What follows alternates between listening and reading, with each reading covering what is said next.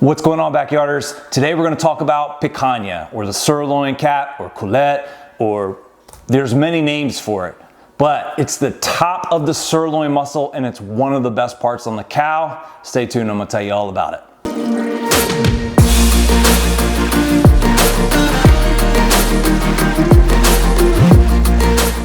Picanha. It's the top part of the sirloin on the cow. So it lays right against the spine, right up in the back, right before you get into the rear of the cow.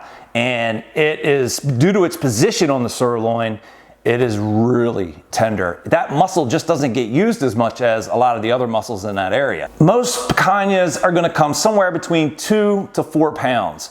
And what I'll offer to you is anything more than about 2.5 to 3 pounds is probably got some of the sirloin muscle on it, more of the sirloin steak area, rather than all picanha. And so, you know, a picanha, if it's just picanha, is gonna be somewhere in 2.5 to 3 pounds. And that's your optimal size. There's nothing wrong with the sirloin part that may still be on the picanha that the butcher cut for you. It's just not gonna be quite as tender as the picanha cuts.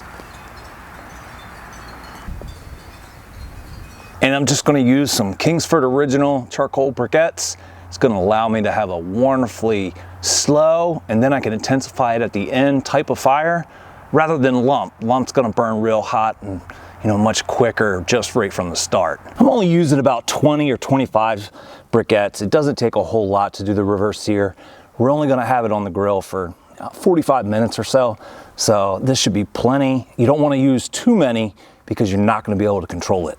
I'm gonna use the Weber kettle to cook this wonderful picanha because there's just no better way, to be honest with you.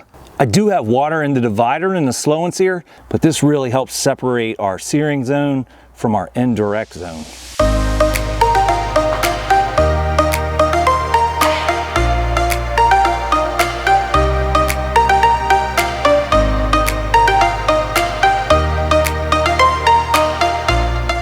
So I bought this picanha from Steaks and Game. It's the first time I've ever bought from them, but I gotta tell you, everything looks good so far, and I'm excited to see how this turns out. I'm gonna go ahead and rinse this off in the sink.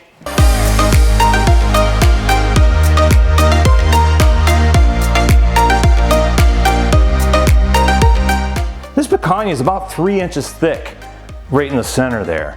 This kind of size is gonna allow us to cut some thick steaks, which are gonna be perfect for the reverse sear. This is a Wagyu picanha. I don't think it gets any better than this right here, guys. You really need to give this a shot. It's not all that expensive. You can see all that marbling. This is gonna be one amazing picanha. All right, so this is silver skinned. We need to go ahead and cut this off. This isn't gonna help our cook at all. All right, so we got it pretty good. Got the top, all the silver skin off. You can see all the wonderful marbling in this thing. This is gonna be a really good eat. Any of the edges where you see, you know, fat kind of, where, you know, there's more fat than there is meat, you may wanna trim that up. Not much,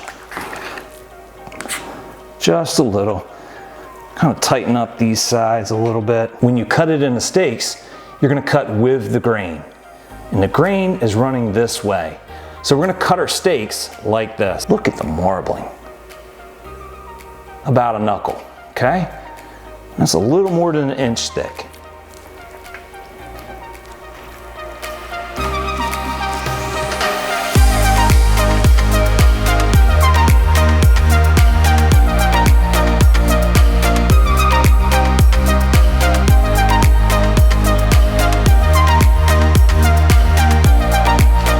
What I'm gonna season with is I'm gonna keep it somewhat simple. I'm gonna use kosher salt. The reason I stayed with just salt there is because I'm gonna use Cosmos Texas beef. Now this has some other flavorings in it, but it also has salt. It's got your normal stuff: sugar, salt, garlic, onion, some lemon juice, and it just makes for a wonderful, wonderful flavor and finish on these steaks. Cosmos does some really nice stuff. Check him out. Just hitting this lightly, all sides except the fat cap. We don't need that. Using some coarse black pepper here. Make sure you leave your beef out for, you know, anytime you're cooking beef, about an hour, so depending on the cut, but you basically want to bring it up to room temperature. We're gradually bringing this steak up to temperature, all the way from the refrigerator to the sear. Now I'm gonna put this fat cap down. And I'll put it right there like that. Keep them back away from the fire. And you're gonna basically shut your top vent, even your bottom vent. It needs to be almost closed right now. We're just barely letting in any air at all. And we're aiming for about 250 degrees because the reverse sear is basically bringing that internal temperature of the meat up nice and slow and gradually until we're ready to sear it. All right, so this whole picanha came in at about 3.5 pounds. We're just getting that nice indirect heat. And as soon as I get up to about 110, 115 degrees, I'm gonna go ahead and open both vents up and let that fire come up nice and hot. And then we'll put the steaks on the sear side and we'll sear them for about 2 minutes each side. I personally don't want the temperature to get up to above 135. That's right in that medium rare range. Beef tends to carry over about 5 degrees. These things are gonna be amazing.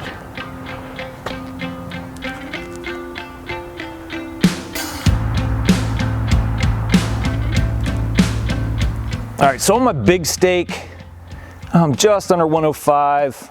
On my smaller steaks, I'm around 115. So what I want to do, that one's 106. These littler guys are going to be on the warmer side. Yeah, 135 or so. So what I want to do is I want to go ahead and bring the heat of this fire up. You can do this two ways. You can pull the steaks and then bring it up to temperature.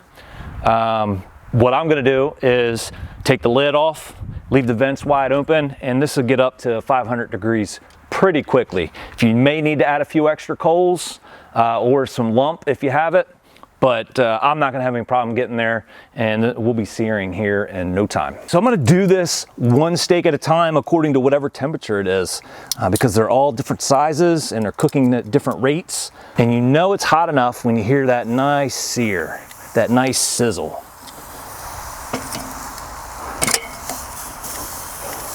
I'm gonna leave the lid off for these first three because I want to still bring that temperature up even hotter for the larger ones. I'm gonna pull them at about 135.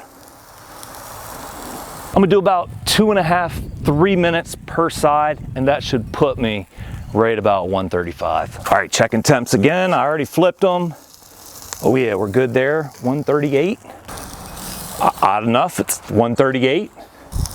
128, I'm gonna take that one up just a little bit more. All right, so when they get to that 115, that's when you wanna go ahead and get them on the sear, and that's where we are.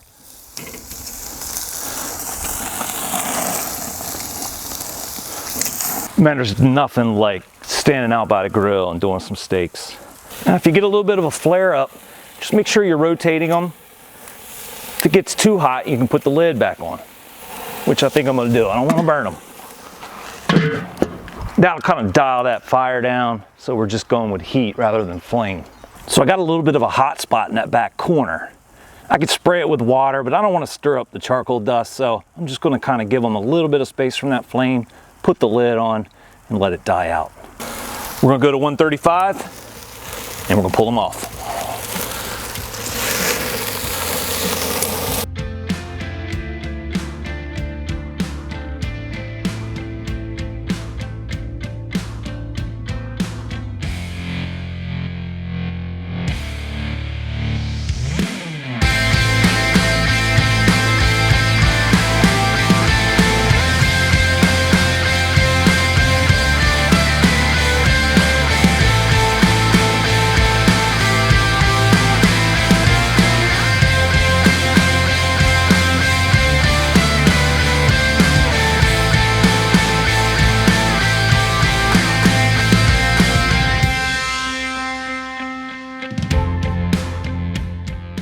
All I can say is wow, this picanha looks amazing. It's the perfect temperature. It's got a perfect sear. You see how I cut it across the grain on the final cut? That's what really matters, because that's the way you're gonna eat it. So that's the way we're gonna keep it the most tender. I don't even know how to describe it. The flavor is unreal.